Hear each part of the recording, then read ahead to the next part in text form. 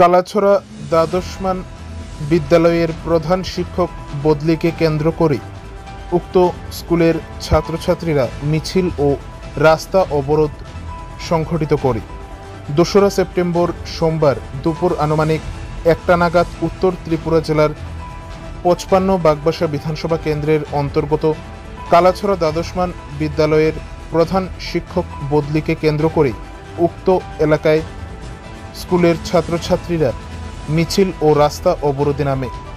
জানা যায়, দীর্ঘদিন ধরেই কালাছড়া দ্বাদশমান বিদ্যালয়ে শিক্ষক স্বল্পতার কারণে পঠন পাঠন সঠিকভাবে হচ্ছিল না। এরই মধ্যে স্কুলের প্রধান শিক্ষককে অন্যত্র বদলি করার কারণে বিদ্যালয়ের ছাত্রছাত্রীরা ক্ষুব্ধ হয়ে ওঠে এবং একে কেন্দ্র করেই বিদ্যালয়ের ছাত্রছাত্রীরা মিছিল ও পরবর্তীতে রাস্তা অবরোধ করে।